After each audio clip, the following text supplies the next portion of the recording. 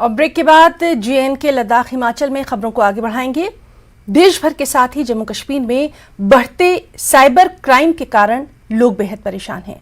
SSP crime cyber crime investigation Sandeep Chaudhary का मानना है कि साइबर क्राइम के इस जाल से बचाने का एक ही उपाय है, सावधानी।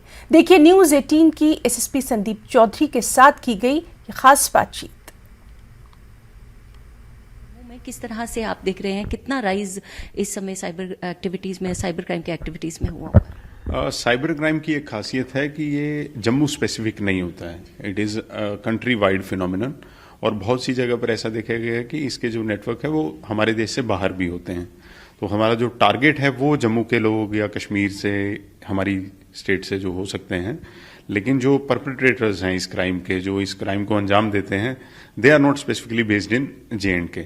तो इस तरह के क्राइम जब भी हमें इन्वेस्टिगेट करने होते हैं तो इसमें एक बहुत बड़ा चैलेंज होता है, क्योंकि हमें वाइडर नेटवर्क्स को हिट करना होता है।